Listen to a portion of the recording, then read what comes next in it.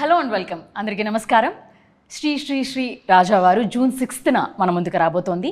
వేదాక్షర movies బ్యానర్పై చింతపల్లి రామారావు గారు ప్రొడ్యూసర్గా, అలాగే శతమానం భవతి డైరెక్టర్ సతీష్ గారు డైరెక్షన్లో, అలాగే నార్ని నితిన్, అలాగే సంపద హీరోయిన్స్గా, రావు రమేష్ గారు ప్రధాన పాత్రలో ఈ సినిమా మన ముందుకు రాబోతుంది. ఆ టీం నాతో ఉన్నారు, పలకరించేద్దాం. హలో అండి, హాయ్, నమస్కారం అందరికీ. సో చాలా కలర్ఫుల్గా ఉంది అండ్ ఈ పోస్టర్ చూడగానే ఏదో పండగ వచ్చినట్టుగా అనిపిస్తుంది జూన్ 6న. యా, సో సతీష్ గారు ముందుగా కంగ్రాచులేషన్స్. శతమానం భవతి లాంటి బ్లాక్ బస్టర్ హిట్ని మా అందరికీ ఈ రోజు కూడా ఒక ఫ్యామిలీ ఎంటర్టైనర్, అందరూ కూర్చొని ఫ్యామిలీ చూడాలి అని అనే సినిమా అంటే ఫస్ట్ ఆప్షన్గా శతమానం భవతి ఉంటుంది. సో ఇప్పుడు రీసెంట్గా కూడా గద్దర్ అవార్డ్స్ని అందుకున్నందుకు కంగ్రాచులేషన్స్ మా తరపు నుంచి. సో ఈసారి మేము కూడా ఎక్స్పెక్ట్ చేస్తున్నాం ఈ పోస్టర్ చూసిన తర్వాత అంతే కలర్ఫుల్గా ఉండబోతుందని చెప్పి. 100% కలర్ఫుల్గా ఉంటుందండి. అంటే సాధారణంగా ఫ్యామిలీ మూవీస్ చాలా తగ్గిపోయినాయి, ఎందుకంటే ఫ్యామిలీస్ థియేటర్స్కి రావట్లేదు. అందుకని కమర్షియల్ సినిమాలు కానీ ఇట్లాంటి థ్రిల్లర్స్ ఇలాంటివి అయితేనే ఎక్కువ యూత్ అట్రాక్ట్ అవుతున్నారు. కానీ ఒక కమర్షియల్ సినిమా ఫ్యామిలీ విత్ ఫ్యామిలీతో చేస్తే అది ఎంత పే చేస్తుంది అనేది రీసెంట్గా సంక్రాంతికి వస్తున్నాం ప్రూవ్ చేసింది. ఎందుకంటే ఫ్యామిలీ ఆడియన్స్ ఎప్పుడు మేము సినిమాలకు రాము, థియేటర్కి రాము, మేము సినిమాలు చూడము అని ఎప్పుడు వాళ్ళు ఏమీ స్టేట్మెంట్స్ ఇవ్వట్లేదు. వాళ్ళకి కావాల్సిన ఎలిమెంట్స్, వాళ్ళకి కావాల్సిన ఫ్యామిలీ ఎమోషన్స్, ఓ మంచి సాంగ్స్, మంచి విజువల్స్, ప్లెజెంట్గా ఉండే ఒక కథ ఉంటే క్లీన్ ఎంటర్టైన్మెంట్. ఎందుకంటే మీరు ఇందాక మెన్షన్ చేశారు శతమానం భవతి అని. మేము శతమానం భవతి రిలీజ్ చేసినప్పుడు ఒకవైపు ఖైదీ నెంబర్ 150 ఉంది చిరంజీవి గారిది, ఇంకోవైపు బాలకృష్ణ గారి గౌతమి పుత్ర శాతకర్ణి ఉంది. అయినా కూడా మా శతమానం భవతికి ఫ్యామిలీ ఆడియన్స్ అందరూ వచ్చారు, బ్లాక్ బస్టర్ చేశారు. సో మంచి సినిమా, ఫ్యామిలీ అందరూ వచ్చి చూసే ఎంటర్టైన్మెంట్ సినిమా, ఓ ఎమోషన్ ఉంటే డెఫినెట్గా వాళ్ళు వచ్చి ఎంకరేజ్ చేస్తారండి. టీం మొత్తం చాలా కాన్ఫిడెంట్గా ఉన్నాం, ఎందుకంటే ఈ సినిమా డెఫినెట్గా ఫ్యామిలీస్ వచ్చిన వాళ్ళు స్టిల్ ఎండ్ వరకు కూడా ఎంటర్టైన్ అవుతారు, ఎమోషన్ అవుతారు. క్యారెక్టర్స్, అవును మా పక్కింట్లో ఇలాంటి కుర్రాడు ఉన్నాడు అనుకుంటారు, సో మా పక్కింట్లో ఇలాంటి అమ్మాయి ఉంది అనుకుంటారు. సో డెఫినెట్గా టీం అందరం చాలా కాన్ఫిడెంట్గా ఉన్నాం. 100% ఫ్యామిలీస్ అందరూ వచ్చి చూసి ఎంజాయ్ చేసే సినిమా. సో రావు రమేష్ గారు, మిమ్మల్ని పలకరించడం కూడా మాకు చాలా హ్యాపీ. చాలా తక్కువగా ఇంటర్వ్యూస్ కనిపిస్తుంటారు, దాంట్లో నేను కూడా పార్ట్ అవ్వడం, మీతో మాట్లాడడం చాలా సంతోషం. సార్, మీ దగ్గర నుంచి ఇట్లాంటి సీతమ్మ వాకిట్లో ఇట్లా ఫ్యామిలీ ఎంటర్టైనర్స్ చాలా చూసాం. సో మరి ఇది ఎట్లా డిఫరెంట్గా ఉంటుంది? మీరు అన్నట్టు ఆ టైప్లో కొన్ని రోజులుగా అలాంటి డైలాగ్స్ తోటి అలాంటి క్యారెక్టరైజేషన్స్ లేవు. వేగేశ్న సతీష్ గారు ఈ సినిమాలో రాసిన డైలాగ్స్ ఆస్వాదించి చెప్పారంటే ఎంత వాచిపోయినట్టు అయిపోయింది నాకైతే. ఎంత మిస్ అయిపోతున్నాం, ఇలాంటి డైలాగ్స్ లేవు ఇప్పుడు. ఇందాక ఆయన చెప్పినట్టు సినిమా మారుతుంది, అలాంటి అద్భుతమైన డైలాగ్స్ డెప్త్ ఉన్నవి చాలా ఎంటర్టైనింగ్గా రాశారు. జరిగిన షూటింగ్ మేమేదో ఫ్యామిలీలాగా చేసాం ఆనందంగా, అంటే ఆడియన్స్ రావాలి కానీ అంత ఆనందంగా జరిపింది. సీన్స్ అంత డెప్త్గా చాలా బాగుంటాయి. చాలా నరేష్ గారిది కానీ చాలా క్యారెక్టర్స్. ఈ అమ్మాయి నా కూతురు క్యారెక్టర్ సంపద, తెలుగు మాట్లాడి ఎంత బాగా మాట్లాడిందో తన పర్ఫార్మెన్స్ కానీ. ముఖ్యంగా నార్ని నితిన్ చాలా బాగా చేశాడు ఆయన సినిమాలో. నేను అప్పుడే అనుకున్నాను మంచి సక్సెస్లు ఉంటాయి, ఇంకా ఇది ఉంది హీరోగా, ఆయనకి వరుసగా ఆయనకి హిట్లు పడుతూనే ఉన్నాయి. సో ఇది కూడా చాలా పెద్ద మళ్ళీ ఇంకో హిట్ అతనికి అవుతుంది. మా మధ్య సీన్స్ కానీ మెయిన్గా డైరెక్టర్ గారు రాసిన సీన్స్ నేనైతే చాలా కాలం అయింది అలాంటి డైలాగ్స్ చెప్పి. Thank you sir for once again. ఎందుకంటే ఆయన రైటింగ్ మామూలు రైటింగ్ అంటే మాకు తెలుసు. ఇప్పుడు నేను కలేజా రిలీజ్ అయింది, ఆ డైలాగ్స్ ఇప్పుడు లేదు సినిమాలో చెప్దామన్నా మనకు అవకాశం లేదు, ఇండస్ట్రీ మారుతుంది. సో ఇది డైరెక్టర్ గారు వేగేశ్న సతీష్ గారు అలాంటి క్యారెక్టరేషన్, నరేష్ గారి క్యారెక్టరు, మా మిస్సెస్ క్యారెక్టర్ చేశారు నిహారిక గారిని కదా, ఆవిడ ఎంత బాగా చేశారు. సో అందరూ ప్రతి ఒక్కరు, ప్రవీణ్ గారి క్యారెక్టరు, ఆనంద్, ప్రభు గారిది, చాలా మంది కాస్టింగ్ అయ్యి బాబు ఇప్పుడు చూస్తుంటే తెలుస్తుంది ఎంత పెద్ద కాస్టింగ్. చాలా మంది ఉన్నారు. ఇప్పుడు ఆయన రచ్చరవి గారిది, భద్రం క్యారెక్టర్, అందరివి ప్రతి క్యారెక్టరేషన్ ఆయనలో ఉన్న గొప్పతనం ఏంటో ఉత్తినే పెట్టరు. ప్రతి ఒక్కరికి ఆ క్యారెక్టరేషన్. చింటూ ఉన్నారు, ఆయన చూడండి చెబుతుంటే వస్తూనే ఉన్నాయి. సరయు ఆడ మా ఆనంద్ ఉన్నారు, ఆనంద్కి ఆయన సరయుకి ఉన్న క్యారెక్టరేషన్ అందరిది కొత్తగా ఉంటుంది. ఎప్పటి నుంచి డైలాగ్స్ అంటున్నారు, బాగా నచ్చింది, చాలా రోజుల తర్వాత కూడా చేస్తున్నారు. బాగా నచ్చిందంటే ప్రతి సీన్లో చాలా ఉన్నాయండి. సీనియారిటీ చూసేది సీనియారిటీ అంటే కపిల్ దేవ్ సీనియర్ కదా అని ఇప్పుడు క్రికెట్ టీంలో ఆడించలేం కదా. ఆడించలేము కదా. Fact and humour also satirical గా ఉంటాయి. అంటే ఆ సమయానికి ఆ సందర్భానికి అద్భుతంగా పెళ్తుంది. అలాగే అమ్మాయి గురించి, పెళ్లి గురించి వైఫ్ అడుగుతుంది, ఏమంటే పెళ్లి చేసాడు అంటే, చిదానా పెళ్లి అయిపోయిన అమ్మాయి కళ్ళ ముందు ఉంటుంది కదా అంటే, సమస్యను కళ్ళ ముందు ఉంచుకోవడమే. చాలా చాలా డెప్త్తో జీవితంతో ఉంటూనే సటైరికల్గా. అసలు ఇదేని కాదండి, దీన్ని మించిపోయినవి చాలా ఉన్నాయి. అంటే ఎక్కువ చెప్పాను అది నాకు. పొలిటీషియన్ అండి. పొలిటీషియన్స్ది ఎలా ఉంటుందంటే వాళ్ళు ఒకే సిచ్యువేషన్ని 2 టైప్స్లో కూడా హ్యాండిల్ చేస్తారు. సో ఆయన దగ్గరికి ఒకడు వచ్చి వెళ్తుంటే పిలుస్తాడు, ఎరా కనిపించట్లేదు ఏమైంది అని అంటే, మా అమ్మకి హెల్త్ బాగాలేదు సార్, హాస్పిటల్లో ఉంది అంటే, అవునా అయ్యో సరే డబ్బు ఏమన్నా అవసరమైతే వచ్చి ఇంటికి వచ్చి అడిగి తీసుకెళ్ళు అంటే, అయ్యో వద్దు సార్ అన్నారు, ఆ మాట అన్నారు చాలా అని వెళ్ళిపోతాడు. జస్ట్ అతను అలా వెళ్తాడు, ఇంకొకటి పరిగెత్తుకుంటే ఈయన దగ్గరికి వస్తాడు, సార్ మీ గురించే వస్తున్నాను. ఏంట్రా? అదే అమ్మకి బాగాలేదండి హాస్పిటల్లో ఉందంటే, అవునా సరే ఫోన్ చేసి చెప్తాను, రాజమండ్రి పెద్ద హాస్పిటల్కి తీసుకెళ్ళు వాళ్ళు చూసుకుంటారు అంటే, సరేనండి అని వెళ్ళిపోతాడు. అసిస్టెంట్ అడుగుతాడు, సార్ ఇద్దరిది ఒకటే సమస్య, వాడికి డబ్బులు ఇస్తానన్నారు, వీడికేమో జస్ట్ ఫోన్ చేసి చెప్పేస్తానన్నారు. ఎందుకు సార్ అంటే, వీడికి ఆత్మాభిమానం ఎక్కువ, డబ్బులు ఇస్తానన్నా తీసుకోడు, వాడికి అవసరాలు ఎక్కువ. డబ్బులు ఇస్తానన్నాను అనుకో మొత్తం మన దగ్గరే మొత్తం లాగేస్తాడు. అంటే మీరు రాజకీయాలు బాగా నేర్చేసుకున్నారండి అని. అలాంటివి చదవకపోతే జనం మనల్ని దేకించేస్తారు. అంటే ఒక క్యారెక్టరైజేషను, ఆయన అందాకన్నారు బాగా రాశారు అని, ఒక ఆర్టిస్ట్ ఈ క్యారెక్టర్ చేస్తున్నారు అన్నప్పుడు అది ఆయన నోట్లోంచి ఇలాంటి డైలాగ్స్ వస్తే బాగుంటుంది అన్నప్పుడే ఏ రైటర్ కన్నా పెన్న కదులుతుంది. ఎందుకంటే నాకు ఇందులో ఆయన ఇందాక చెప్పినట్టు ఒక హైలైట్ ఏంటంటే, రావు గోపాలరావు గారు అంటే మేము కాలేజీలో చదువుతున్నప్పుడు పిచ్చి. యమగోళ డైలాగ్స్ అవ్వచ్చండి, ముత్యాలు, ఆయన టైమింగ్ వేరు, ఆయన టైమింగ్ ఈయనకు ఉంది. నా అదృష్టం ఏంటంటే వీళ్ళిద్దరిని ఒకే స్క్రీన్లో చూపించే అవకాశం లేదు, కానీ నేను ఒక సీన్ అలా డిజైన్ చేసుకుని వీళ్ళిద్దరూ ఒకే సీన్లో ఉంటారు. ఆయన టీవీలో ఉంటారు, ఈయనేమో ఆ టీవీ చూస్తూ మధ్యలో సమస్య జరుగుతుంది.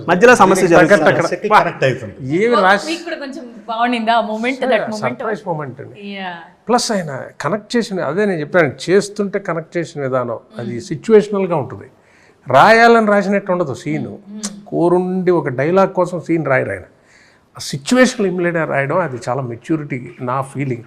ఇప్పుడు అది చెప్పాలంటే అది చూస్తే ఆశ్చర్యించచ్చు. యమగోళలో కూతురు సమస్య జరుగుతుంటుంది, కోసం అంతగానే కదా పతివ్రత క్వాలిఫికేషన్స్కి ఏమి ఇది నాన్నగారిది అక్కడ జరుగుతుంటుంది, ఇక్కడ ఇదే మ్యాటర్ ఇక్కడ చెప్తే ఇదేనా అది నా హానర్ అన్నమాట నాన్నగారితో. చూడండి ఒకప్పుడు రావు గోపాలరావు అబ్బాయి ఏంటా ఏం చేస్తావు నువ్వు అంటే ఇంటిలో పారిపోయాడు ఎవరైనా వస్తే భయానికి. సీతం వాకిట్లో ఉంటుంది అది, ఇలా ఏం చేస్తున్నావు అంటే ప్రతి వాళ్ళకి వస్తుంది ఆ సమస్య. ఏం చేస్తున్నావు అని అడుగుతారు ఫస్ట్. ఏం చేస్తున్నావు అంటే ప్రతి వాడికి ఒక గ్యాప్ ఉంటుంది ఒక పీరియడ్లో, చెప్పలేము అది. అందులో ఈ ఫీల్డ్లో సక్సెస్ అయితే కానీ జనం చెప్పాలి, సార్ ఈ క్యారెక్టర్ బాగుంది సార్ అని. నన్ను చూసారా సినిమాలో మనం చెప్పుకుంటున్నాం అంటే ఎక్కడ అందులో ఉన్నావా అంటే మనం ఇంకా ఇందులో రిజిస్టర్ అవ్వలేదు, 20 ఏళ్ళైనా 30 ఏళ్ళైనా. వాళ్ళు చెప్పేది వాళ్ళు ఇచ్చే గౌరవం ఇస్తేనే ఇండస్ట్రీలో మనం ఉన్నట్టు. సో అలాంటి ఒక పరిస్థితుల్లో మనం ఏంట్రా రావు గోపాలరావు అబ్బాయిగా ఏం చేస్తాం, వాళ్ళ నాన్నగారి డైలాగ్కి యమగోళ ఆయన పెట్టి మధ్యలో నేను యాక్ట్ చేస్తూ అది ఒక గొప్ప అనుభూతి. ఆ ఫీల్ నాకు డైరెక్టర్ గారు కనెక్షన్ అనేది చాలా బాగుంది. సిచ్యువేషన్ సేమే, అది ఆయన ఎప్పుడో యమగోళలో 79, 78లో చేసిన సినిమా, దాన్ని మేము దీనికి ఇప్పటికీ కనెక్ట్ చేసాం. సిచ్యువేషన్ సేమ్, హీరోయిన్ ఒక అబ్బాయిని ప్రేమించింది, పెళ్లి ఫాదర్కి ఇష్టం లేదు. సో రావు గోపాలరావు గారు అందులో అదే చెప్తారు, వెళ్ళి ఫోటో చూపించు అంటారు, ఈయన కూడా కరెక్ట్గా వచ్చి ఫోటో చూపించు అంటారు.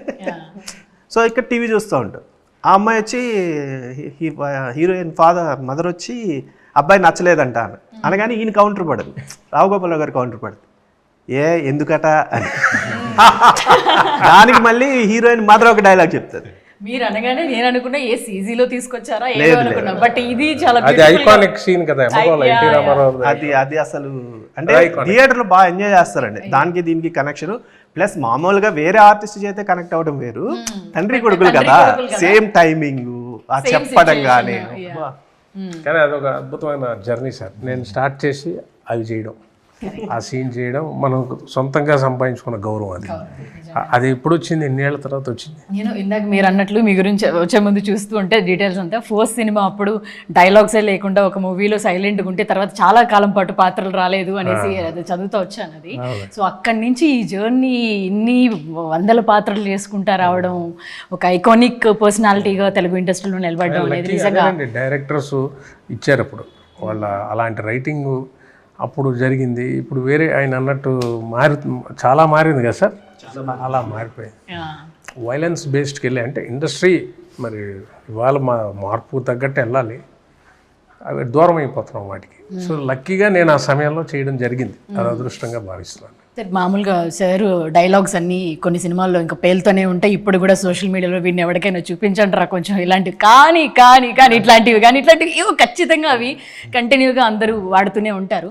సో అట్లా ఈ క్యారెక్టరైజేషన్ కూడా అట్లనే బిల్డ్ చేసి రాసినట్టుగా అనిపిస్తుంది. ఇది ఒక డైలాగ్ ఏదో పర్టికులర్గా సినిమా మొత్తం ఒకటే ట్రావెల్ చేయడం, తర్వాత దాన్ని బయట యూజ్ చేయడం అలా ఉండదండి. ఇదేంటంటే ఆ సిచ్యుయేషన్కి తగ్గట్టు ఆయన ఒకటి చెప్తారు, అది అండర్లైన్ ఇంకంతే. ఎందుకంటే ఇప్పుడు ఎవరైనా నా కూతురుని ఎందుకు ప్రేమించావు, లేదంటే నా కూతురు చుట్టూ తిరగద్దు, ఇలాంటివే చెప్తారు. ఆయన పొలిటీషియన్ కాబట్టి ప్రేమించడం ఎలక్షన్స్లో నిలబడటం లాంటిది ఎవరైనా చెయ్యొచ్చు, కానీ గెలవడం అంత ఈజీగా. ఒక్కోసారి అపోజిషన్స్ చాలా స్ట్రాంగ్గా ఉంటుంది.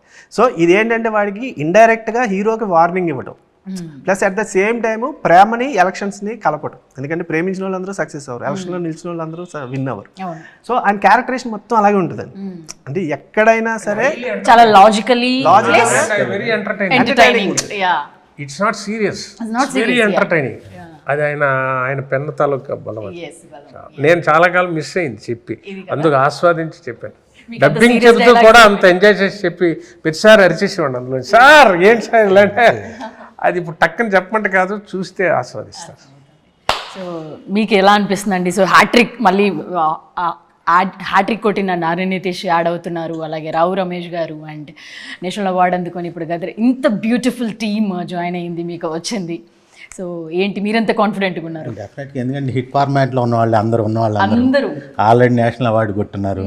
ప్లస్ మన తెలంగాణ ప్రభుత్వం ఇచ్చినటువంటి గద్దరు అవార్డ్స్లో కూడా శతమానం భవతికి వచ్చింది. సో ఎంత అంటే దిగ్గజాలు ఉన్నటువంటి దాంట్లో ఆల్రెడీ సక్సెస్లో 3 సినిమాలు హిట్ కొట్టున్నాడు హీరో ఆల్రెడీ. సో అతను గోల్డెన్ లెగ్గే. సో డెఫినెట్గా ఈ సినిమా కంటెంట్ పరంగా, దర్శకుల పరంగా రావు రమేష్ గారు, నరేష్ గారు వీళ్ళ నటనా ప్రతిభ ప్లస్ ఆ కామెడీ సీన్స్ కానీ, ఆ ఎమోషన్స్ కానీ, దానితో నితిన్ యాడ్ కావటం అనేది చాలా ప్లస్ అవుతుంది. సో డెఫినెట్గా నితిన్ ఖాతాలో అంటే మొదటిసారిగా సోలో హీరోగా అతనికి పెద్ద హిట్ వస్తుంది. యంగ్స్టర్స్ అందరూ కూడా మ్యాడ్ స్కూల్ వీటన్నిటి ద్వారా తనకి బాగా కనెక్ట్ అయ్యి ఉన్నారు తను చేసే యాక్టింగ్ దానికి. సో ఇప్పుడు సోలోగా తనని కూడా చూడడం జరగబోతుంది. So you may be blessed, మీరు పాట అవ్వడం, ఇంత మంచి బ్యూటిఫుల్ టీమ్తో పాట అవ్వడం, మీ డెబ్యూ ఇది. So how you feeling? మీకు ఎట్లా అనిపిస్తుంది? ఫీలింగ్ వెరీ హ్యాపీ, ఎందుకంటే చాలా మంచి టీమ్ అండ్ క్రూ, కాస్ట్ ఇంత పెద్దది కాబట్టి from each one of them I've learn different things. So నాకు ఇది నేను చేసిన ఫస్ట్ ప్రాజెక్ట్ ఇంత పెద్ద టీంతో చేయడం ఐఎమ్ వెరీ హ్యాపీ. నిజంగా 6th వస్తుందంటే ఫుల్ ఖుషి. డైలాగ్స్ చెప్పుకున్నారు. Did you felt any difficulty? అంటే ఇంతమంది రావు రమేష్ గారు మీ ఫాదర్ రోల్లోనే ఉన్నారు, పక్కనే ఉండే డైలాగ్స్. అసలు లేదు, ఎందుకంటే అందరూ కూర్చున్నప్పుడు ఇంతే హాయిగా, ఇంతే నార్మల్గా అందరూ మాట్లాడతారు. So it's a very calm atmosphere, కొంచెం కూడా టెన్స్ ఉండదు. And then in this particular scene is my favourite scene సినిమాలో. ఎక్కువ చెప్పలేను నేను, పెళ్లి కుదిరింది, సెట్ అయిందనా కాదు, ఎక్కువ చెప్పలేను నేను. కానీ ఐ రిమెంబర్ ఇది చాలా వివిడ్గా. ఐ రిమెంబర్ ఒక డైలాగ్ ఉంది, పెద్ద డైలాగ్. అది చెప్పిన తర్వాత ఈయన నాకు క్లాప్ చేశారు. So that was my most memorable moment ever. So because అంటే యాక్సెప్ట్ చేయడము, అంత పెద్ద యాక్టర్స్ వాళ్ళకి అప్రిషియేషన్ ఇవ్వడం అనేది. And he doesn't have to do it, అది ఇట్స్ అవసరం లేదు, కానీ he was that motivating and that encouraging. So నాకు చాలా ఈజీ అయింది. సరే ఇప్పుడు ట్రైలర్ వెకేషన్ సెట్ అందరూ హాయిగా ఉంటుంది. షూటింగ్ ఆయన అలా క్రియేట్ చేసింది సార్. అంటే ఒక సామాన్యంగా హాయిగా ఆయన చూసి అలా ఉంటుంది. అదేం పెద్ద ఇది ఉండదు, బిల్డప్ ఏమి ఉండదు.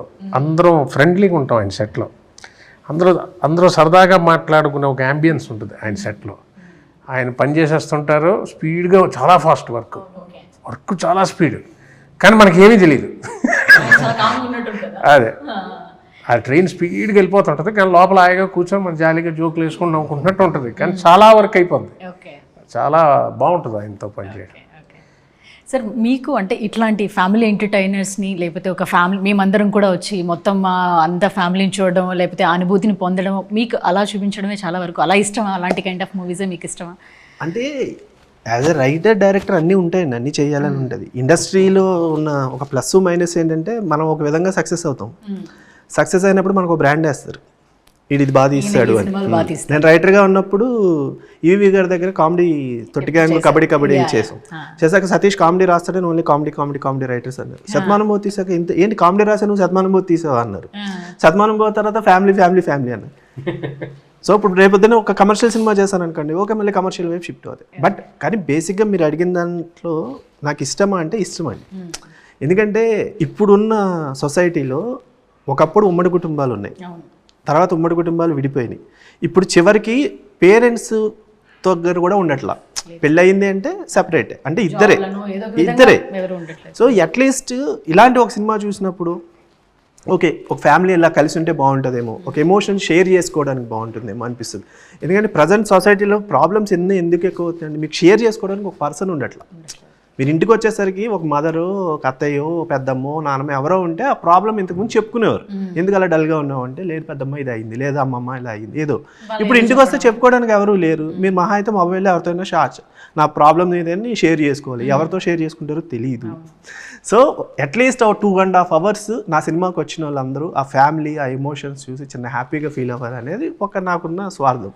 ప్లస్ ఎలాగూ నాకు శతమానుభూతి శ్రీనివాస్ కళ్యాణ్ తర్వాత ఫ్యామిలీ డైరెక్టర్ అనేది వచ్చింది, సో చూపించడానికి బాగుంటుంది. అందుకని ఎక్కువ వచ్చిందని ఫ్యామిలీ ఎమోషన్స్ని ఎంత బాగా చెప్పగలం అనేది అయితే నేను ట్రై చేస్తాను. ఏదో ఒక రోజు మీరు అన్నట్టు కమర్షియల్ కొడితే మళ్ళీ అదే పేరు వస్తుంది.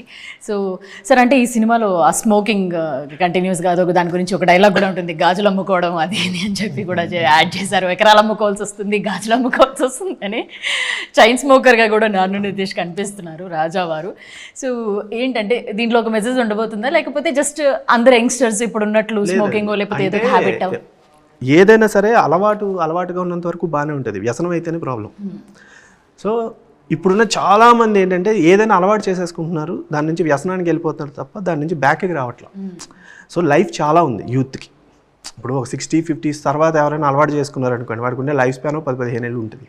అప్పటికి ఎంతో కొంత సాధించి ఉంటాడు కాబట్టి okay. But very young generation 15-16 నుంచే అలవాట్లకి ఇదైపోతే రేపొద్దున మిమ్మల్ని నమ్ముకున్న ఒక ఫ్యామిలీ ఉంది. సో రేపు పెళ్లి చేసుకుంటే మీకు ఒక ఫ్యామిలీ వస్తుంది. సో ఇలాంటివన్నీ ఉన్నప్పుడు సాధ్యమైనంత వరకు ఇలాంటివి వదిలేయండి. ఎందుకంటే నరేష్ గారిది ఎండ్లో ఒక డైలాగ్ ఉంటుందండి, ట్రైలర్లో కూడా ఉంది. మనిషి గెలవడం అంటే తనని తాను గెలవడం. అంటే ఇప్పుడు మనకున్న దాని నుంచి మనం మార్చుకుంటేనే కదా మనం గెలిచినట్టు. నాకు ఒక అలవాటు ఉంది, నేను దాన్నే పట్టుకుని ఉంటే అలవాటు చేతిలో నేనుంటా. ఒక్కసారి నేను అలవాటు వదిలేసాను అంటే నా చేతిలో నేనుంటా.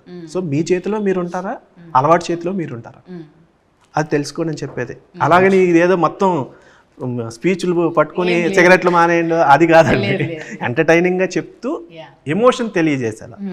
ఎందుకంటే ఒక సీన్ ఉంటుంది హీరోకి, చాలా బాగా చేస్తారు. అంటే నితిన్ ఫస్ట్ అనుకున్నప్పుడు యాజ్ అ డైరెక్టర్ ఎక్కడో చిన్న ఉంటుందండి, హీరోతో వెళ్తున్నాము, కొత్త హీరో, యాక్షన్ సీక్వెన్స్లు, సాంగ్స్ ఇలాంటివి చేసేస్తారు. సాధారణంగా అవి ప్రిపేర్ అయి ఉంటారు, నేర్చుకుంటారు. కాబట్టి ఒక ఎమోషన్ సీన్ చేయడం అంటే, ఎమోషన్ సీన్ చేస్తే ఏమవుతుంది అంటే థియేటర్లో ఆ ఆర్టిస్ట్కి మనం కనెక్ట్ అవ్వకపోతే నవ్వేస్తారు. ఇప్పుడు రావు రమేష్ గారు ఏదైనా ఒక ఫీల్ చెప్తుంటే మనకి ఎందుకు ఆ ఫీల్ వస్తుందంటే ఆ ఫీల్ మనం కూడా అనుభవిస్తుంటాం అయ్యో అని. ఇప్పుడు ఆ చేసే ఆర్టిస్ట్ అది చేయలేదనుకోండి, మనం కనెక్ట్ అవ్వము. ఎమోషన్ కనెక్ట్ అవ్వకపోతే డెఫినెట్గా నవ్వేస్తారు థియేటర్లో. సో నాకు ఎక్కడో ఆ చిన్న ఇది ఉండేది టెన్షన్, ఎట్లా చేస్తాడు క్లైమాక్స్ పెద్ద ఈ సీక్వెన్స్ ఉంటుంది. ఎందుకంటే ఫాదర్తో మాట్లాడాలి, ఫాదర్ దగ్గర నుంచి మాట్లాడి మళ్ళీ రావు రమేష్ గారి దగ్గర వచ్చి మాట్లాడాలి. హెవీ మ్యాటరు, అంటే సీనియర్ హీరోలు అయితే ఈజీగా చేయగలిగేంత స్టఫ్ ఉన్న సీన్ చాలా బాగా చేశాడు. చాలా బాగా చేస్తాడు. అంటే ఇప్పుడు మనం రాసిందైనా ఏదైనా ఎవరైతే ఆర్టిస్టులు ఉన్నారో వాళ్ళు చెయ్యగలిగితే అది డెఫినెట్గా నెక్స్ట్ లెవెల్ ఉంటుందండి. ఇందాక సంపద చెప్పింది ఇంటర్వెల్స్ ఒక సీక్వెన్స్ అని, సేమ్. ఎందుకంటే ఇప్పుడు తెలుగు అమ్మాయిలు నేను కొంతమందిని హీరోయిన్గా ఒక్కొక్కసారి పెట్టుకోగలుగుతాను, ఒకసారి పెట్టుకోలేకపోతున్నాను.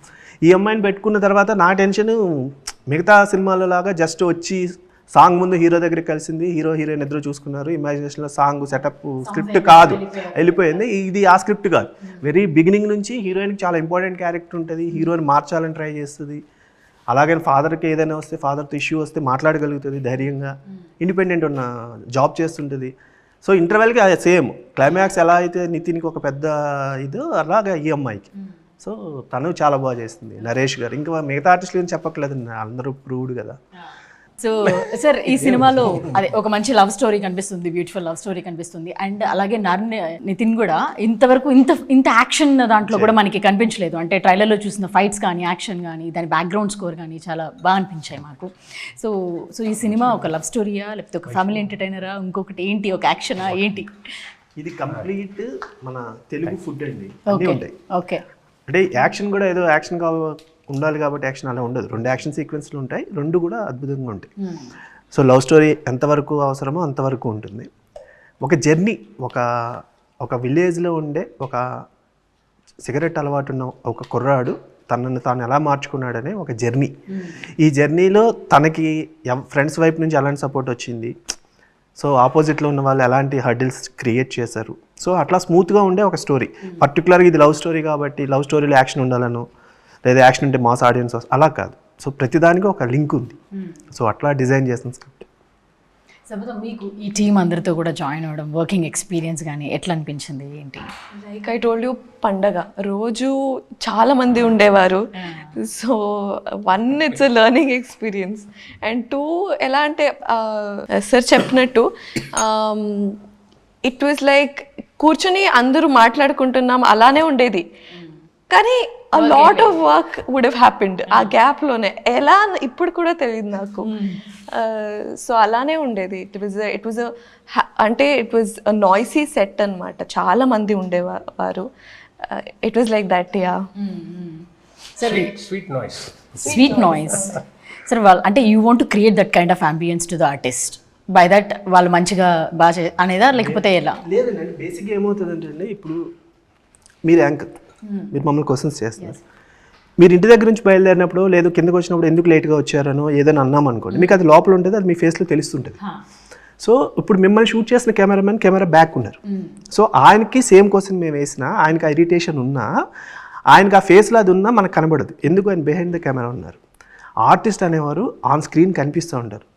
సెట్లో డైరెక్టరు మాకుండే డిస్టర్బెన్స్లో వాళ్ళకి మీద మేము పెట్టామనుకోండి, ఎక్కడో తెలియకుండా వాళ్ళు కంఫర్ట్గా ఉండరు. అది నాకు షార్ట్కి వచ్చినప్పుడు తెలిసిపోతూ ఉంటుంది.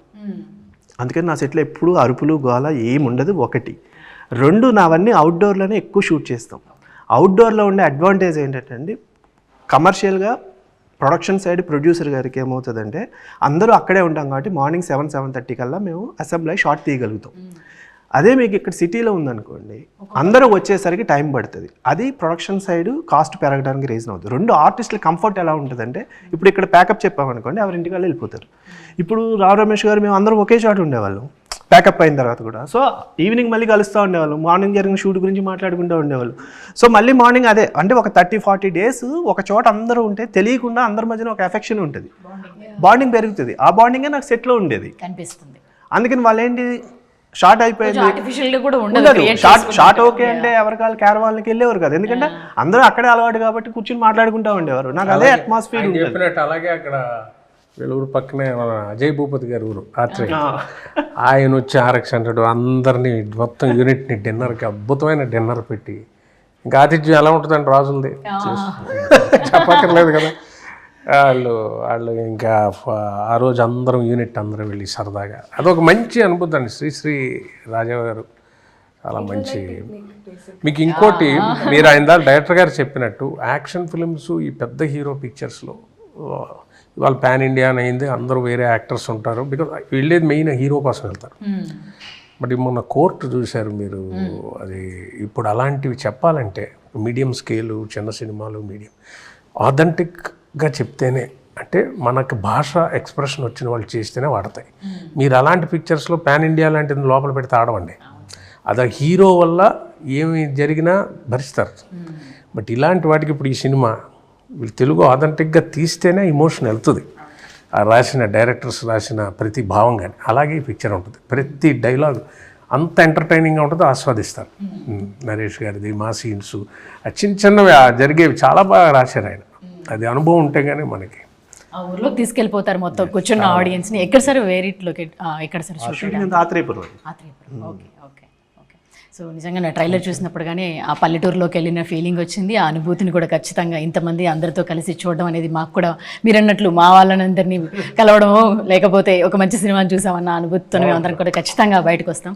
So thank you very much. 6th కోసం మేము అందరం వెయిటింగ్. సో అందరం కలిసి థియేటర్స్లో చూస్తాము. So thank you very much and thank you for your time. Thank you so much.